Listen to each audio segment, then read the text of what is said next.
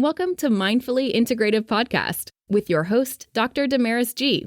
Mindfully Integrative is a podcast discussing ways toward mindfully incorporating integrative health into our lives. This podcast will have informative resources, fun topics, interviews, and discussions relatable for today with a true mindful perspective in a mind-body, holistic life approach. Hi, how are you? This is Dr. Damaris Grossman, your integrative family nurse practitioner. And thank you for joining in on the Mindfully Integrative Show. So today we have an awesome guest, Mindful Chat with Michael Rubino. He is American Restoration, the mold medic, and he has so many years of experience and a decade in just American restoration and generations of mold expertise. So I'd love for you guys to chat with him. And thanks for joining us on the show, Michael. Hey, thank you so much for having me. Of course. I love, different people, in the space of integrative health and just showing some different insights that most people may not know about. And I think that mold is kind of underlooked, but people know about like a general idea. They just really don't have a dive in. So Sure. Most of the guests, they just initially say, what's a little fun fact that people don't know about you? What's a little fun fact people don't know about me? Well, I'm a second generation mold remediation contractor, if you can believe of such a thing. My father has been in the restoration industry since I'm 5 years old. So I've been around construction and restoration my entire life. Wow. Yeah, I can only imagine. I mean, I just saw buildings upon buildings, and you were saying that you live in the Florida area, but your company is throughout the country, correct? Yeah, we're nationwide. We have offices in New York, LA, Tampa as well. And we pretty much just cover nationwide. We're a unique company, which I'll be happy to dive into, which makes us, a little bit different than what your traditional restoration companies are. Okay. Well, overall, let's talk about kind of how you got into this. I know it's in your family, but how it became something, I would say a passion for you. You're called the mold medic. So what exactly got you into it? Was there something on for you? Was there family that was affected? What got you to be like, this is part of where I want to go? Even though my family's into it, I really am into it too. Yeah, so basically, been around construction pretty much my entire life. I actually got my first injury using a plastic saw, cutting a piece of wood a little bit too close to where my dad was cutting the wood. And, so I've just been involved in construction and just loved it since I was a child. Right. There's many different paths you can take in construction, right? You can be a new home builder, you can be a renovation contractor, kind of remodeling kitchens and bathrooms. Restoration is something that is really more on like an emergency service basis. And my dad primarily focused on fire restoration. And where I took an interest really was in the mold sector. And I think really the main reason why I did that is I saw this disparity between remediation tactics, which were far more in the construction field than they were really in the scientific or medical field. And I realized quickly that there were some things that we were missing as an industry. And basically how that came to be is I would go on meetings with my dad, and there would be, a home insurance advisor there that would be there to adjust the claim. And the way they looked at mold, you can tell was just like, it's not a big deal. Throw some bleach on it, paint over it. The insurance companies weren't really looking to fix the problem the right way.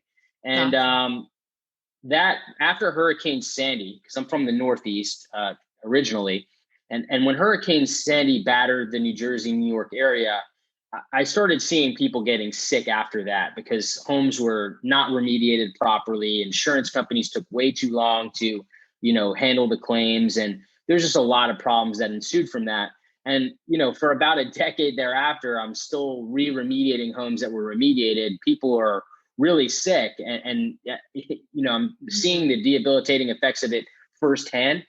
That's when I realized, like, okay, you know what? I love the idea of being able to help somebody, not just build a nicer kitchen or a nicer bathroom, but really to help solve problems that the industry seemed, slow to tackle.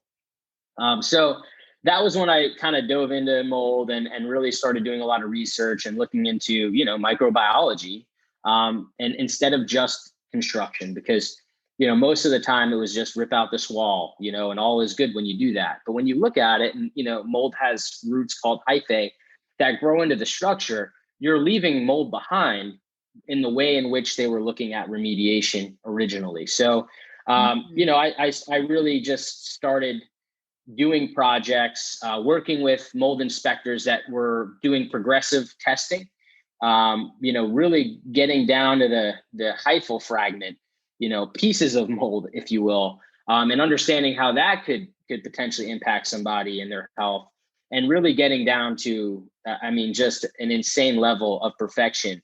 And it just led down this path where I started working with immunocompromised individuals almost exclusively, because the way in which I was doing things seemed to be the most effective strategy for those subset of the population. And it led to the Mold Medic book being written, because I wanted to share what I was doing with everybody who's willing to learn about it. Because I think that at the end of the day, we have to move the conversation forward. And that's what my passion is this time. I love it. You're like, we just talked just briefly before, and you were saying the connection of mold, maybe in the health field, we know of it, and then trying to really where it's actually affecting someone in their home, realizing that the quick fix isn't going to be the solution, just like anything else, as we talk about in integrative health and we talk about in wellness.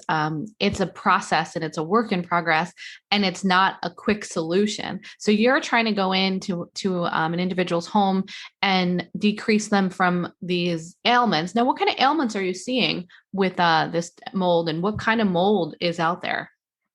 So I would say the ailments that I'm seeing a lot of is chronic fatigue, brain fog, cognitive difficulties, skin rashes, hives, eczema, respiratory issues, difficulty breathing, the onset of a cold that never seems to go away, right? Allergy-like symptoms. Those are the big ones.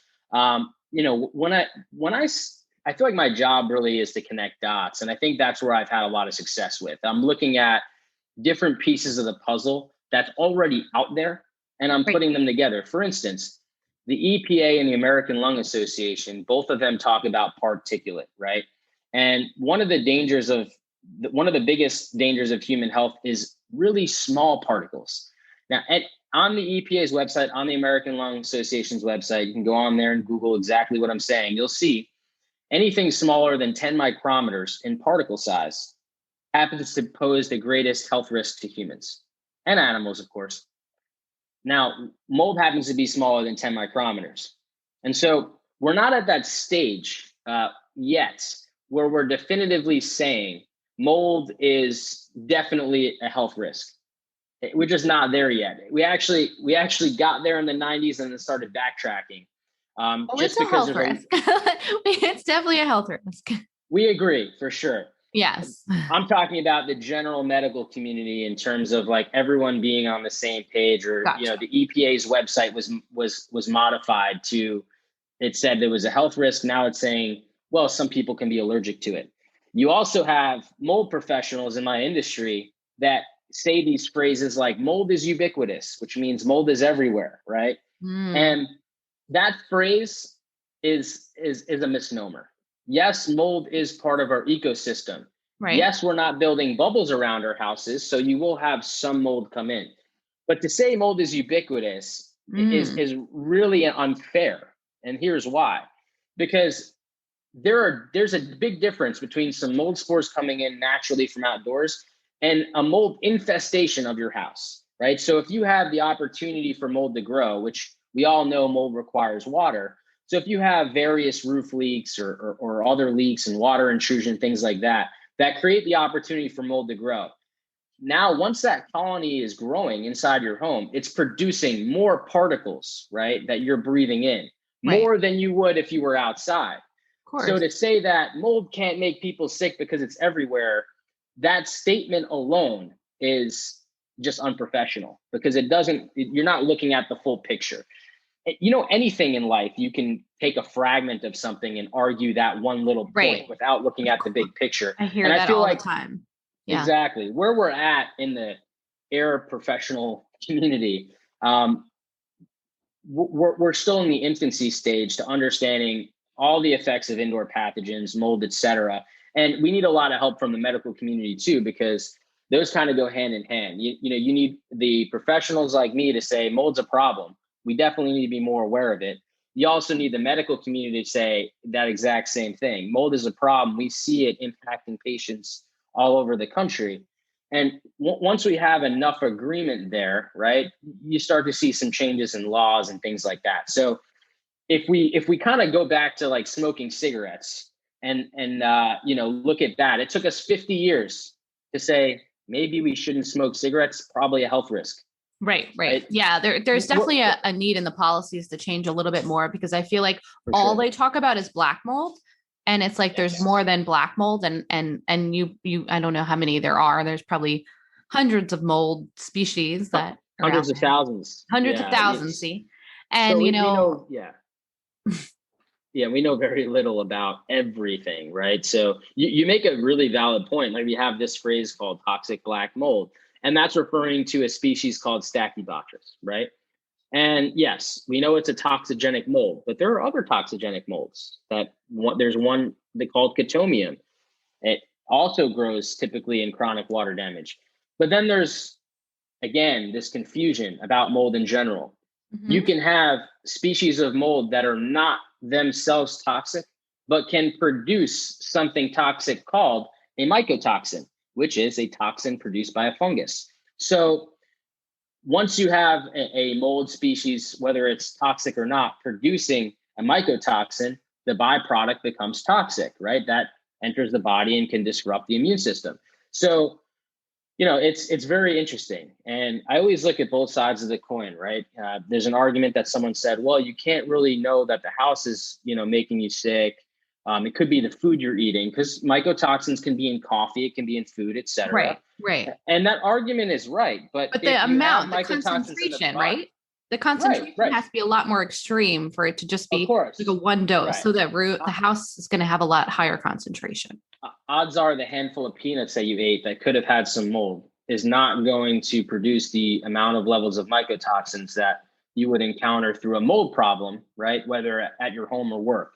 So we make these like counter arguments for whatever reason. I don't understand why we can't just say, hey, look, we take 20,000 breaths per day. Let's make sure our air quality is really well so that we don't have these types of issues.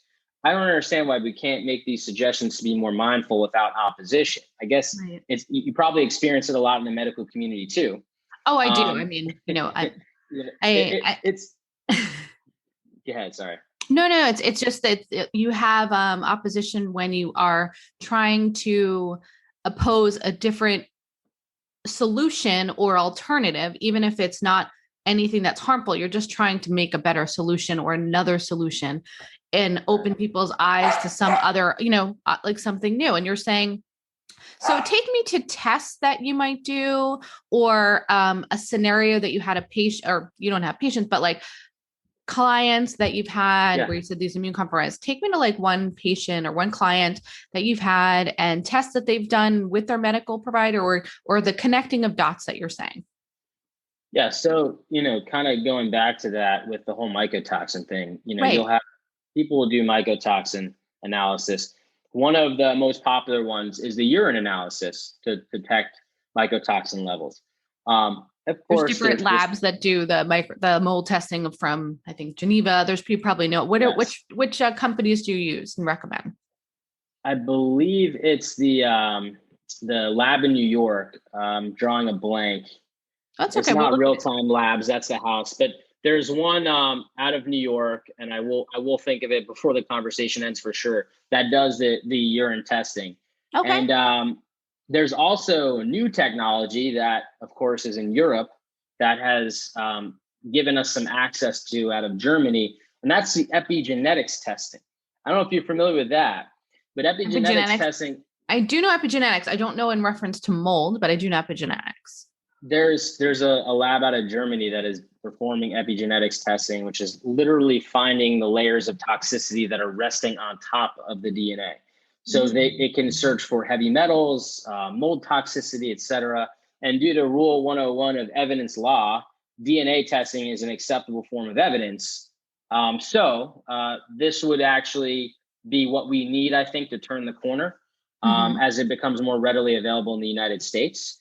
And, because I guess urine analysis, right, it doesn't technically cover the Rule 101 of evidence law, and you can't trace it back to what the true cause was. Right. So it makes it difficult to definitively say that, hey, the house was making them sick, which would then turn into, okay, we need to fix the house. And so I think we need to just get down to the basics in that regard so that we can start to say with a definitive proof, this is what is causing the issues. This is the laws that need to change around that. So you can then lobby for change. That's why I kind of said, like, I feel like we're at the 20-year stage out of that 50-year cycle of smoking cigarettes, right? Like, we know it's bad.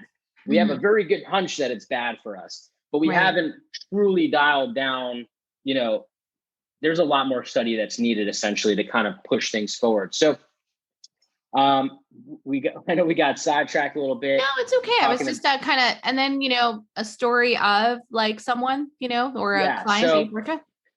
So one of the most interesting cases that I'm working on now is a woman named Shannon. And she actually was okay with using her name? She's okay. Yes. All right. Yeah. Perfect. Yeah. She's going to be doing some podcasts with us to kind of share her story. Perfect. Shannon, located out of Florida, was actually on a feeding tube. Now, was mold the cause of her being on a feeding tube? We don't know for sure. What we do know is that mold definitely exacerbated her condition. And here's why I feel comfortable saying that, because we found, after doing testing of the home, we found pretty toxic levels of mold exposure inside the home. This is way more mold she was breathing inside her house than she would outside of her house. Right? So within a week of recommending that she moves out of the house, she rented an RV. She put an RV on her property. Within 1 week of moving from inside the house to inside the RV, about 15 feet away from the house, she was able to start eating on her own again and got the feeding tube removed.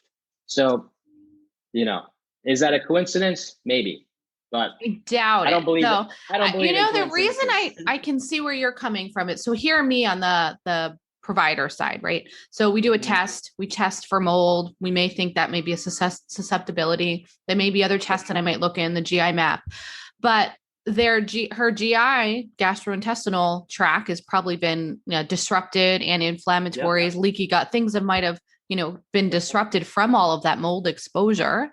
And of course she's not going to want to eat, being removed from that environment may have decreased her inflammatory response. And that could have, is it a yes or no? But it does sound coincidental. Also, her overall psychological brain fog might have changed. So then it might have given her mood better. So when I look at it medically, it does there is a similarity, or at least I don't say coincidence, but there could be definitely a correlation. Yeah, it's the reason I speak in jargon like that is because obviously people look to pick things apart. So I want to say, yeah, of course. You always have to say, okay, possible, right? The coincidence, I don't believe in coincidences. It was a big coincidence that 1 week after she moved out, she started feeling better. She's not 100%, of course, but she's kind of started that road to recovery. She's with a doctor. The doctor is seeing, amazing improvements that they really cannot explain, right? Other than you're no longer living in the house. This is miraculous, right? So when I look at cases like that, and I have cases like that all over the place. There's a case in New York where a woman who used to be a triathlete has been restricted to a wheelchair, has been exposed to toxic levels of mold when testing the house, bought another house trying to escape that problem. That house has mold. So she's in this situation where she needs to remediate to move on. And, her doctor's pretty sure that the environment is definitely impacting her. The levels kind of line up with what's going on inside of her body, with what's going inside of the home. And, she's going to perform remediation, and we'll see. I can tell you with over 1,000 cases of working with people, after remediation, they start to feel better. Right. Maybe it's a huge coincidence, it's 1,000 times over.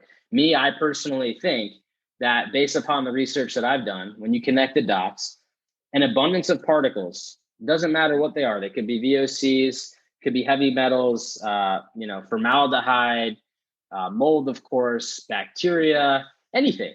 You have an abundance of particles that you're breathing in. Your body is working overtime to remove these particles. Yeah, right? the autoimmune system is in overdrive, and so you're going to get that inflammatory response. I think what it is the skeptical thinking is, oh no, it's not that. But environmental health is just as important. Mold health is as a whole, I guess, but really environmental health is a factor, and people just are not taking that as, that's why we do have, we need more regulations, we need more conversations, and also providers and healthcare professionals to understand the importance of it. So I like that you've been on this call and that you're talking with us about this, because I think people need a little bit of a wake up call that no, it's not just in our heads, or someone isn't just thinking. It's an idea to at least bring up the conversation.